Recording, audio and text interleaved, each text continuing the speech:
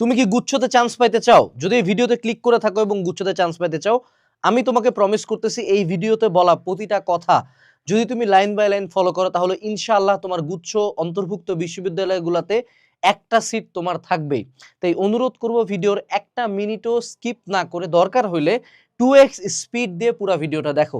কারণ আজকের এই ভিডিওতে আমরা গুচ্ছ ভর্তি পরীক্ষার preparation, strategy, revision, subject wise strategy থেকে শুরু করে এভরি সিঙ্গেল প্রিপারেশন নিয়ে কথাবার্তা বলবো। সো আমাদের গুচ্ছ বিশ্ববিদ্যালয় ভর্তি পরীক্ষার ক্ষেত্রে প্রথমত একটা জিনিস বুঝতে হবে যে আমাদের গুচ্ছ বিশ্ববিদ্যালয়ের সিট কয়টা।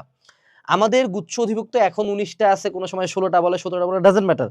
সিম্পলি মনে রাখবা এখানে নিয়ার অ্যাবাউট 20,000 সিটস আছে। অর্থাৎ যদি তুমি ইন কম্প্যারিজন ধরো বাংলাদেশের পাবলিকের সিটি টোটাল 40,000 থেকে 50,000, অর্থাৎ পাবলিক বিশ্ববিদ্যালয়ের 50%, নিয়ার অ্যাবাউট 50%, এটা হলো অ্যাপ্রক্স প্রায় 50% সিট শুধুমাত্র গুচ্ছ অধিভুক্ত বিশ্ববিদ্যালয়গুলোর মধ্যে আছে। সো যদি আমার কোনো এক জায়গায় চান্স পাওয়ার স্ট্যাটিস্টিক্যালি স্পিকিং সর্বাধিক পরিমাণে চান্সেস থাকে, that is on GST. So এখানে একটা আশায় বুক বাঁধার মতো অবস্থা আছে যে গুচ্ছতে চান্স পাওয়া স্ট্যাটিস্টিক্যালি স্পিকিং সবচেয়ে সোজা if my preparation strategy is right. এখন দ্বিতীয় যে পয়েন্টটা, আমার কম্পিটিশন লেভেলটা একটু চিন্তা করি। একটা জিনিস ভাবে দেখি যে এবছর আমাদের জন্য একটা সুবর্ণ সুযোগ আছে। এবছর গুচ্ছ ভর্তি পরীক্ষার আগের প্রত্যেকটা ভর্তি পরীক্ষা হয়ে যাচ্ছে জানুয়ারি মাসে। এভরি সিঙ্গেল ভর্তি পরীক্ষা, অর্থাৎ বুয়েট, কুয়েট, চুয়েট, রুয়েট, ঢাবি, জাবি, রাবি, চবি যা আছে, মেডিকেল আছে, সব জায়গার ভর্তি পরীক্ষা হয়ে যাচ্ছে জানুয়ারি মাসের মধ্যে। অর্থাৎ আমাদের যখন গুচ্ছ ভর্তি পরীক্ষা হবে সেটা অ্যাপ্রক্সিমেটলি মার্চে হইতে পারে, এপ্রিলে হইতে পারে, বাট বুঝাই যাচ্ছে যে এটা লেটে হবে, জানুয়ারির মধ্যে হচ্ছে না। সো আমরা যাদেরকে ক্রিম অফ দ্য ক্রপস জানি তারা কিন্তু সব ভালো ভালো বিশ্ববিদ্যালয়ে চলে গেছে, সব জায়গায় ভর্তি হয়ে গেছে। কখনো গুচ্ছতে এত বড় সুযোগ কিন্তু আসে নাই যে অন্য একটা ভর্তি পরীক্ষা এতগুলা শেষ হওয়ার পর, অন্য সময় গুচ্ছ লাস্টেই হইতো, কিন্তু দেখা যেত যে ওই গুচ্ছ অন্যান্য পরীক্ষার সাথে সাথে সাথে সাথে চলতে থাকে, যার কারণে অনেকে গুচ্ছতে একটা সিট পাওয়ার জন্য হলেও পরীক্ষা দেয়। বাট এবার কেউ সিট খাওয়ার অপরচুনিটি নাই, কারণ তার আগেই মেজরিটি বিশ্ববিদ্যালয় হয়তো বা ভর্তিও হয়ে যাবে। তো সেক্ষেত্রে এবার গুচ্ছতে চান্স না পাইলে কিন্তু হিউজ লস, কারণ কম্পিটিশন হবে সেম ব্রেন লেভেলে। অর্থাৎ যারা তোমার মতোই প্রিপারেশনে হয়তো বা ফাঁকি দিছে বা চান্স পায় নাই, তারা এখানে আসবে। এর মধ্যে শুধুমাত্র দুইটা জিনিসই তোমাকে আগে রাখতে পারে, এক হলো হার্ড ওয়ার্ক আর দুই হলো ট্যাকটিক্স। এই দুইটা জিনিস যার মধ্যে আছে সে গুচ্ছতে ইনশাল্লাহ একটা সিট পাবে। এখন আমরা যদি গুচ্ছের কোশ্চেন স্ট্যান্ডার্ড নিয়ে কথাবার্তা বলি, গুচ্ছের কোশ্চেন স্ট্যান্ডার্ড যদি ঢাবির কোশ্চেন লেভেল, অর্থাৎ ঢাবির একটা কোশ্চেন যদি তোমার দেখে মনে হয়েছে যেটা 100 পরিমাণ কঠিন, তাহলে গুচ্ছের কোশ্চেন লেভেল হবে ম্যাক্সিমাম, এটা হলো ম্যাক্স গেলে 60 ম্যাক্স, অর্থাৎ ঢাবির চেয়ে প্রায় 40% ইজিয়ার কোশ্চেন হবে। গুচ্ছ ইজ এ জগা খিচুড়ি, অর্থাৎ এখানে তো 16টা বিশ্ববিদ্যালয় ঢুকছে, রাইট? 16, 17, 19, 20টা বিশ্ববিদ্যালয়, যার কারণে এটা একটা খিচুড়ি। অবশ্যই এটার করা ওরকম কোশ্চেন হবে না। এবং গুচ্ছের কোশ্চেন লেভেল যদি তুমি বুঝতে চাও তাহলে তুমি আরইউ দেখো, তুমি সিইউ দেখো, তুমি কেইউ দেখো, তুমি এগ্রিকালচার দেখো, তুমি হইলো গিয়া বাকিগুলা অর্থাৎ জেইউ দেখো, তুমি এগুলা সবগুলাকে মিক্স করে যদি একটা ব্লেন্ডারের মধ্যে ব্লেন্ড করে কাউকে বের করো, দ্যাট ইজ জিএসটি। ঠিক আছে? এবং জিএসটির কোশ্চেন স্ট্যান্ডার্ড এইরকমই, অর্থাৎ এখানে যে খুব আহামরি কোশ্চেন আসবে এরকম না। এখন জিএসটির আরেকটা পরিচয় মনে রাখতে হবে, জিএসটির কোশ্চেনটা মেজরিটি অফ দ্য কেসে হয় হলো ম্যাথ হেভি। যেমন এগ্রিকালচারের কোশ্চেনটা হয় হলো বায়োলজি হেভি, জিএসটির কোশ্চেনটা হয় হলো ম্যাথ হেভি। অর্থাৎ জিএসটিতে যদি আমি চান্স পেতে চাই আমাকে মোটামুটি ফিজিক্স এবং আমার ম্যাথ এই দুইটা সাবজেক্ট যথেষ্ট ভালো মতো পড়াশোনা করে যাইতে হবে। এখন যদিও এবছরে কিছু ব্যতিক্রম ঘটতে পারে সেটা নিয়ে আমি বলে দিব, বাট জিএসটির কোশ্চেন স্ট্যান্ডার্ড যে ফিজিক্স আর ম্যাথে যে টাইপের ম্যাথমেটিক্সই দিবে, এটা এমন কোনো ম্যাথ দিবে না যেটা তুমি চোখে দেখো নাই, যেটা তুমি পারবে না, যেটা খুব কঠিন। এমন ম্যাথই দিবে যেটা পারার মতো, ধরার মতো, জানার মতো। ঠিক আছে? বিগত বছরের শর্টকাটের উপর ভিত্তি করেই দিবে। আচ্ছা, এখন আমি জিএসটির আরেকটা বিষয় বলি, জিএসটির কোশ্চেন স্ট্যান্ডার্ডের পরে জিএসটির কোশ্চেন ভান্ডার নিয়ে একটু কথাবার্তা বলি। দেখো, ধরে নাও আমাদের এখানে বিশ্ববিদ্যালয় আছে 15টা বিশ্ববিদ্যালয়, যদি আমাদের এই জিএসটির আগে তারা 10 বছর, যদিও তারা অনেক পরীক্ষা নিয়েছে, ধরে নিলাম 10 বছর পরীক্ষা নিয়েছে এবং প্রতি বছরের কোশ্চেন ছিল তাদের 100টা, হিসাব করো জিএসটির কাছে অলরেডি 15,000 কোশ্চেন বানানো আছে। তোমার কি মনে হয় কোনো বিশ্ববিদ্যালয়ের স্যারেরা বসে বসে এই নতুন করে 15,000 কোশ্চেনের পরে আরো কোশ্চেন বানাবে? উত্তর হলো না, তারা কখনোই নতুন question majority of the time বানাবে না।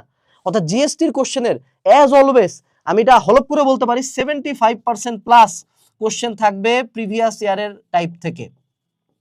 এই একটা লাইন যদি কেউ ফলো করে সে অলরেডি জিএসটি সিক্রেটটা জানে। অন্যান্য বিশ্ববিদ্যালয়ের ক্ষেত্রে হয়তো বা প্রিভিয়াস ইয়ার টাইপে একটু একটু ব্যত্যয় ঘটতে পারে, কিন্তু জিএসটির ক্ষেত্রে যখন আমার এতগুলা কোশ্চেন এক্সিস্ট করে তখন কিন্তু আমার কোশ্চেন ভান্ডার থেকে teacher majority of the time question pick করবে। এখন আরেকটা লাইন এখানে আমি তোমাকে বলে রাখি তোমার আসার জন্য, তোমার সাহসের জন্য, যে জিএসটিতে মেজরিটি অফ দ্য কেসে বিগত বছরগুলোতে দেখা গেছে যে জিএসটিতে পাশ করে ফেলছে majority of the time say 1 number waiting, 2 number waiting, 4 number হোক, 8 নাম্বার ওয়েটিং হোক, সর্বশেষ বিশ্ববিদ্যালয়ের সর্বশেষ সাবজেক্টটা হোক, সে একটা সিট পায়ে যায়। অর্থাৎ জিএসটিতে মোটামুটি পাশ করলে এটা তুমি শিওর থাকতে পারো ইনশাআল্লাহ যে তোমার একটা বিশ্ববিদ্যালয়, পাবলিক বিশ্ববিদ্যালয়ে তুমি পড়তে পারবা। সো এত বড় সুযোগ, এবং জিএসটিতে পাশ করতে বেশি মার্ক লাগে না। তো তুমি সার্কুলার লাস্ট ইয়ারটা বের করে তুমি অবাক হবা যে বেশি পার্সেন্টেজ মার্ক লাগে না, হাতে গোনা কয়েকটা এমসিকিউ পার যদি সাবজেক্ট দাগায় আসো তুমি জিএসটিতে পাশ করে ফেলতেছো এবং পাবলিকে পড়তে পারতেছো। সো আই থিঙ্ক সব বাদ দিয়ে 8 ঘাট বাঁধে নামতে হবে জিএসটির জন্য। এখন আমাকে একটা জিনিস বুঝতে হবে যে এবছরে জিএসটিতে চান্স পাওয়া একদিক দিয়ে টাফ হবে। কেন? দেখো, যখন ভর্তি পরীক্ষা বা এইচএসসি পরীক্ষাগুলো পর পর টাক টাক করে দেয় তখন কিন্তু প্রিপারেশন মোটামুটি ভালোই থাকে, পরীক্ষা কিন্তু দিয়ে যেতে পারি। কিন্তু খেলাসে করোনার টাইমে যে ওরা আমাদেরকে 1 বছর বন্ধ দিল, হিসাবে আমাদের রেজাল্ট অনেক ভালো হওয়ার কথা, আমরা পড়াশোনায় আরো অ্যাক্টিভ হওয়ার কথা, কিন্তু আমরা বাঙালি, আমরা যদি অনুষ্ঠান বলে 10টায় আমরা যা পৌঁছাই 12টায়, আমরা এতটাই টাইম সেন্সিটিভ, যার ফলশ্রুতিতে এবছর জিএসটির আগে যদি 2-3 মাস টাইম পাই, এই টাইমটাতে সবচেয়ে বেশি যেই কারণে স্টুডেন্টরা চান্স মিস করবে সেটা হলো ভাবে অনেক সময় আছে, ও গাটা ঢিলা দিয়ে দিবে। খরগোশ কচ্ছপের গল্পের মতো তুমি যদি খরগোশের মতো ঘুমায় যাও যে আমার তো সব পড়া আছে, জিএসটিতে কি বা এমন আসবে, 100% সিওরিটি দিচ্ছি তোমার চান্স হবে না। কারণ এবছরের এইচএসসি 25-এর যে রেজাল্ট এবং যে স্ট্রিক্ট শিডিউলে ভর্তি পরীক্ষাগুলো হয়েছে, অনেক অনেক কেপাবল মানুষজন ভালো ভালো জায়গায় চান্সই পাবে না, যারা সব শেষে পাগলের মতো দৌড়ায় যাবে জিএসটির জন্য। সো যে সময় মানুষ কচ্ছপ গতিতে 3 মাস পড়বে, সেই সময় যদি কেউ খরগোশের মতো ঘুমায় যায়, সে জীবনে জিএসটিতে চান্স পাবে না, পাবে না, পাবে না, কখনো পাবে না। আমাদেরকে এবছরের একটা জিনিস মনে রাখতে হবে যে এবছরের আমাদের এগ্রিকালচারে নিয়ার অ্যাবাউট 12টা কোশ্চেন ছিল ফুল সিলেবাসের, চবিতে মনে হয় 7টা না 8টা ছিল, ঢাবিতে মনে হয় 4টা না 5টা কোশ্চেন ছিল, এগুলো ফুল সিলেবাসের। যদিও কারো সার্কুলারে উল্লেখ ছিল না তারা ফুল সিলেবাস থেকে কোশ্চেন করবে। তাই আমার সাজেশন হইল, যখন তুমি জিএসটির জন্য পড়াশোনা করবা, তুমি অনেক চ্যাপ্টার পড়ো নাই আগে, আই নো দ্যাট, বাট তুমি যেটা করবা যে যেগুলা শর্ট সিলেবাসের বাইরের ফুল সিলেবাস, ওগুলা শুধুমাত্র তোমার এই যে অ্যানালাইসিস মেগাবুক গাইড বই থেকে বা কোশ্চেন ব্যাংক থেকে যতটুকু আছে ততটুকু পড়বো। অর্থাৎ একাডেমিক পড়া যাবে না, ওগুলো আবার এরকম চিন্তা করে না যে একাডেমিক থেকে শুরু করি, ওই প্রিভিলেজটা আমাদের নাই। ফুল সিলেবাসের গাইড বই বা কোশ্চেন ব্যাংক থেকে জাস্ট ওইটুকু পড়ে নিও, দ্যাটস ইট। এই অ্যানালাইসিস মেগাবুকে যতটুকু দিচ্ছে একটা চ্যাপ্টার নিয়ে ততটুকু পড়লে তোমার ফুল সিলেবাস কভার। কিন্তু বলেই দিচ্ছি, ফুল সিলেবাস থেকে জিএসটি তো কোশ্চেন থাকার সম্ভাবনা প্রায় 100। আচ্ছা, এর পরবর্তীতে আমাদেরকে সাবজেক্ট ওয়াইজ প্রিপারেশন নিয়ে একটু কথাবার্তা বলি, যে পার সাবজেক্ট আমরা কিভাবে পড়াশোনা করব। So let's come to physics. মনে রাখতে হবে গুচ্ছের ফিজিক্স ঢাবির ফিজিক্স না। গুচ্ছের ফিজিক্সের জন্য সিম্পলি যেটা করবা, প্রিভিয়াস ইয়ারের কোশ্চেন ব্যাংক এটা একদম ম্যান্ডেটরি, এবং সেই সাথে তুমি যেটা করবা যে কোনো একটা অ্যাডমিশন গাইড থেকে ফিজিক্সের শর্টকাট পড়বা। এবং আরেকটা যেটা, সেটা হলো রিসেন্টলি আমাদের কিছু কোশ্চেনে, চবি এবং এগ্রিতে বেশ কিছু থিওরিটিক্যাল কোশ্চেন ছিল, যে এটা কি পদার্থ, এটা কোন ধর্ম, হ্যান ত্যান, এগুলোর জন্য গাইডের মধ্যেই দেখবা ওই শর্টকাটের পাশাপাশি বেশ কিছু থিওরিটিক্যাল জিনিস দেওয়া আছে, কিছু তথ্য দেওয়া আছে, এই থিওরিটাও গাইড থেকে পড়বা। মূল বই ফিজিক্স টাচ করা দরকার নাই। ম্যাথ হবে, আমি নিঃসন্দেহে বলবো যে কোনো ভর্তি পরীক্ষায় ম্যাথ হলো সবচেয়ে ইজিয়েস্ট সাবজেক্ট, কারণ ম্যাথের কোশ্চেন হুবহু প্রিভিয়াস টাইপ থেকে দেয়। সো ম্যাথ সিম্পলি একটা কোশ্চেন ব্যাংক থেকে যে কয়টা টাইপ আছে, অথবা আমাদের এগ্রিকালচার অ্যানালাইসিস মেগাবুক থেকে যে কয়টা টাইপ আছে ম্যাথ, সে কয়টা করলে মোর দেন ইনাফ। কঠিন হওয়া শুরু হলো এই কেমিস্ট্রিতে আমাদেরকে প্রথমে হাজারিনাক স্যারের বই রিডিং পড়তে হবে, কারণ কেমিস্ট্রি প্রচুর পরিমাণে থিওরিটিক্যাল কোশ্চেন আসতেছে, এবং তার পরবর্তীতে আমাদেরকে কোশ্চেন ব্যাংক পড়তে হবে। এরপরে থাকলো আমাদের বায়োলজির ক্ষেত্রেও আমাদের থিওরিটিক্যাল কোশ্চেন আসতেছে। এটার জন্য আমরা আজমল স্যারের বাংলা সেকেন্ড পেপার এবং হাসান স্যারের বায়োলজি ফার্স্ট পার্ট, এই দুইটা রিডিং পড়বো। আমরা যে দাগানো বইগুলো ছোটবেলায় পড়ছিলাম সেটাই, এবং সেই সাথে আমাদের কোশ্চেন ব্যাংক অ্যাজ অলওয়েজ থাকবে এখানে। এখন তোমরা অনেকে বলতে পারো বাংলা ইংলিশ আসে, বাংলা ইংলিশ আসে না, আই ডোন্ট কেয়ার কি সাবজেক্ট আছে কি সাবজেক্ট আসে না। যদি কেউ বাংলা বা ইংলিশ পড়তে চায়, বি অথবা ই, এই দুইটা যদি তুমি পড়তে চাও, মনে রাখতে হবে এগুলো এখন জিরো থেকে পড়ার কিচ্ছু নাই। যে কোনো একটা কোচিং সেন্টার বা গাইডে যদি তুমি হাইলাইট পড়ে যাও তাও হয়ে যায়, হয় হাইলাইট না হয় কোশ্চেন ব্যাংক। অর্থাৎ এগুলোর জন্য বিসিএস লেভেলের প্রিপারেশন নিলে আবারও মরবা, কারণ তোমার চান্স নির্ধারণ করবে আগের চারটা, নট এই দুইটা। এই দুইটা সিম্পলি জাস্ট পজিশন আগানোর জন্য। সো মোটামুটি হাইলাইট পড়ে যাও বা কোনো শেষ সময় সাজেশন পড়ে যাও, ডাজেন্ট ম্যাটার, বাংলা ইংলিশ ওটা দিয়ে কভার হয়ে গেল। সো আমি প্রতিটা সাবজেক্টের প্রিপারেশন প্ল্যান নিয়ে কিন্তু কথাবার্তা বলছি। এখন জিএসটির ক্ষেত্রে আরেকটা বিষয় আমাকে মনে রাখতে হবে, আমাকে আমার এনার্জি কার্ভটা নিয়ে ভাবতে হবে। এনার্জি কার্ভ, এনার্জি কার্ভটা কি, যে দেখো এবছর কিন্তু ভর্তি পরীক্ষা আমাদের যখন শুরু হয়েছিল আমাদের এনার্জি ছিল পিকে, প্রতিদিন 10 ঘন্টা করে পড়তেছিলাম। সময়ের সাথে সাথে আমার এনার্জি কিন্তু ডাউন খেয়ে গেল। ফলশ্রুতিতে অ্যাডমিশনের দেখবা যখন তোমার ঢাবি এক্সাম আগে আসলো, এটা হলো অ্যাডমিশনের স্টার্ট ছিল, এটা ছিল ডিইউ এক্সাম, তখন কিন্তু আমার এনার্জিটা একদম মানে লোয়েস্টে চলে আসলো। এখন জিএসটি যত সময় পিছাবে তত পড়ার এনার্জি হিসাবে বাড়া উচিত ছিল। কারণ কি, কারণ হইলো লাস্টের দিকে যেই সবচেয়ে বেশি পড়তে এবং লাস্টের পড়াটাই বেশি মনে থাকে। সো তুমি যদি এখনই চিন্তা করো আজকে থেকে খুব ভালো স্টুডেন্ট হয়ে যাবে, আমি বলতেছি না আজকে থেকে তুমি 20 ঘন্টা পড়ো, 20 ঘন্টা তোমাকে পরে পড়তে হবে। সো এখন তুমি জাস্ট সিম্পলি একটা ফ্লো স্টেটে থাকবা। Flow state, the word is flow state, ঠিক আছে? যে তুমি এখন থেকে মিনিমাম যতটুকু না পড়লেই নয়, দিনে 5 থেকে 6 ঘন্টা, কিন্তু সময়ের সাথে, অর্থাৎ এখন তোমার এনার্জি থাকতে হবে মিনিমাম, এবং যত জিএসটি আগাবে তত এনার্জি পিকে উঠবে। সো এখন আমি তোমাকে একটা রুল শিখাই জিএসটির ক্ষেত্রে, রুলটা মনে রাখবা। রুলটা হলো 10K রুল। যেমন ধরো আমাদের জিএসটির কোশ্চেন ব্যাংক সলভিং কোর্সে আমরা নিয়ার অ্যাবাউট তোমাকে 3 থেকে 4,000 এমসিকিউ করাবো। আমাদের এই বইতেই আছে 7 থেকে 8,000-এর উপরে এমসিকিউ। সো তুমি টোটালে 10,000 এমসিকিউ করলা। রুল হইলো যে একটা স্টুডেন্ট যদি 10,000-এর মতো এমসিকিউ করে, সেটা তুমি আমার কোর্স বই থেকে করতে পারো, নিজে ঢাবি জাবির কোশ্চেন ব্যাংক নিয়ে করতে পারো, জিএসটির কোশ্চেন ব্যাংক নিয়ে করতে পারো, ডাজেন্ট ম্যাটার। সাজেশন হলো চ্যাপ্টার ওয়াইজ যাওয়া। একটা স্টুডেন্ট যদি এতগুলা এমসিকিউ সলভ করে ফেলতে পারে, তাইলে সে যে কোনো ভর্তি পরীক্ষায় কমন পাবে 80%-এর উপর, অর্থাৎ তার কাছে ভর্তি পরীক্ষায় নতুন কোনো কোশ্চেন থাকে না। সো এই টাইমটাতে তোমার একবার ক্লাস করার পরে কন্টিনিউয়াসলি সারাদিন একের পর এক কোশ্চেন সলভ করতে হবে। তো 10K রুল হলো 10,000-এর মতো এমসিকিউ সলভ করা টার্গেট করবা, এবং এখন থেকে দিনে 5 থেকে 6 ঘন্টা করে পড়বা মিনিমাম, বাকি সব বাদ দিয়ে, এবং এক্সাম যত আগাবে তখন 10 থেকে 15 ঘন্টা আমাকে সময় আগায় নিয়ে যেতে হবে। এটা হলো এনার্জি কার্ভ। আরেকটা বিষয় নিয়ে আলোচনা করি, সেটা হলো আমার ডেইলি স্টাডি প্ল্যানটা কেমন হওয়া উচিত জিএসটির ক্ষেত্রে। আমাদের এখন তো বিভিন্ন অ্যাডমিশন চলতেছে, রাইট?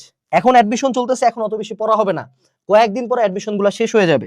সো আমি যেটা করতাম, আমি ধরো মর্নিং যে টাইমটা, সকালবেলা উঠে আমি সুন্দর মতো একটা ক্লাস করব কোর্স থেকে। Morning is for class, class করলাম। এরপরে আমি নুন অর্থাৎ দুপুরবেলা, হ্যাঁ দুপুরবেলা আমি কি করব, দুপুরবেলা আমি আমার কোশ্চেন ব্যাংক বা গাইড সলভ করব।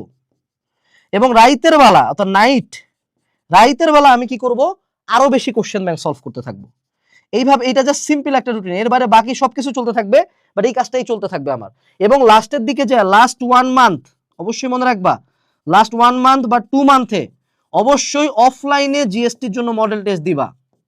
যে যে জায়গায় আসো অবশ্যই অফলাইনে মডেল টেস্ট দেওয়ার চেষ্টা করবা। আমাদের সানরাইজের পক্ষ থেকে কিন্তু আমরা অফলাইনে মডেল টেস্ট নামাবো, কিন্তু এখন না, একদম লাস্টের দিকে যে অফলাইনে মডেল টেস্ট দিবা। এই হলো তোমার ডেইলি স্টাডি প্ল্যান। আরেকটা জিনিস তোমাকে এখানে উল্লেখ করে রাখতে চাই, তোমরা যখন অনেক লম্বা ডিউরেশন নিয়ে প্রিপারেশন নিচ্ছ, তোমরা অনেক কিছু শুরুর দিকে যা পড়বা ভুলে যাবা। এই জন্য রিভিশন স্ট্র্যাটেজি হলো যে এই যে তোমাকে ফিজিক্সের সোর্স ফাইল বললাম, ম্যাথের বললাম, কেমিস্ট্রি বললাম, বায়োলজি বললাম, তুমি একটা আলাদা কালি নিবা। It can be green, it can be purple, it can be sparkle, anything goes. যে কোনো একটা আইডেন্টিফাইং মার্ক রাখবা, আইডেন্টিফাইং ফ্যাক্টর। তুমি যে সকল সোর্স ফাইল থেকে পড়ছো, তুমি চাইলে আমার জিএসটি বই থেকে পড়তে পারো, তুমি চাইলে নিজের নোট থেকে পড়তে পারো, ডাজেন্ট ম্যাটার।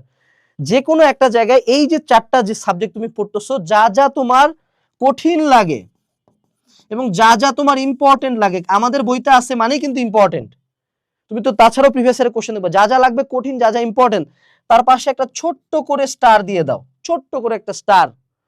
ওই জিনিসগুলাই তুমি পরীক্ষার আগে লাস্ট 7 to 10 ডেজে রিভাইজ করে যাবা। নাহলে দেখা যাবে যে অনেক পড়ছি কিন্তু পরীক্ষার আগে আমি কনফিডেন্স পাচ্ছি না, কারণ আমার ব্রেনকে তো আমি এটা বুঝাইতে পারিনি যে যা যা আমার দুর্বল তা আমি পড়ে যেতেছি। সো ওই রিভিশন স্ট্র্যাটেজিটা থাকবে। এবং আরেকটা যেটা প্রো টিপ, প্রতি জুম্মাবারে অর্থাৎ প্রতি শুক্রবারে জুম্মার নামাজ পড়ে আসে, ভাত টাত খায় পুরো আগের সপ্তাহ জুড়ে যা পড়ছি সেটা রিভাইজ দিতে থাকবো, এক্সামের আগের দিন পর্যন্ত। দেখো একেবারে পুরা বোর্ড ভর্তি করে দিছি, তোমার জিএসটি নিয়ে এভরি সিঙ্গেল কোশ্চেনের আমি অ্যান্সার দেওয়ার চেষ্টা করছি, তোমাকে আমি আমার প্রোডাক্ট দিছি, বই দিছি, কোর্স দিছি। এরপরেও যদি সরি ঠান্ডা লাগেছে, এরপরেও যদি তোমার জিএসটিতে চান্স না হয়, এটা 99% কেসে দায়ভার তোমার একার নিজের। কারণ একটা বিশ্ববিদ্যালয়ে ভর্তি পরীক্ষায় শুধুমাত্র পাস করতে বলছি, এখানে চান্স পাওয়া ইকুয়ালস টু জাস্ট পাস করা। তারপরেও যদি চান্স না পাও, at this point I don't know. সবশেষে আমি একটাই কথা বলবো, it's your choice, it's completely your choice যে তুমি পাবলিকে পড়বা নাকি না। তোমার কি তোমার ইটস ইয়োর চয়েস যে তোমার বাপের টাকাটা দিয়ে তুমি প্রাইভেটে পড়বা নাকি ন্যাশনালে পড়বা নাকি পাবলিকে পড়বা। তোমার সর্বশেষ থেকে একদম সর্বশেষ অপশন হলো এই গুচ্ছ বিশ্ববিদ্যালয় ভর্তি পরীক্ষা। এইখানে তুমি যদি সেকেন্ড টাইম প্রিপারেশন না নাও, তুমি একদিন কয়েকটা ঘন্টার জন্য বুঝতে পারবা। So it depends on you. আগামী কয়েকটা মাস তোমার হাতে কোর্স আছে, তোমার হাতে বই আছে, তোমার হাতে সময় আছে, এবং তোমার হাতে একটা চয়েস আছে যে গত 2টা বছরে যত পাপ করছো সব পাপ ধুয়ে ফেলার। ইভেন গত অ্যাডমিশন টাইমে 4টা মাসে যা পাপ করছো সেই পাপ ধুয়ে ফেলার একটা পরিচয় ক্রিয়েট করা, যে আমি এখানে পড়ি, আমি এখানে চান্স পাইছি, আমি এখানে এততম। নাও ইউ ডিসাইড তুমি এটা করতে চাও কিনা। It's completely your choice.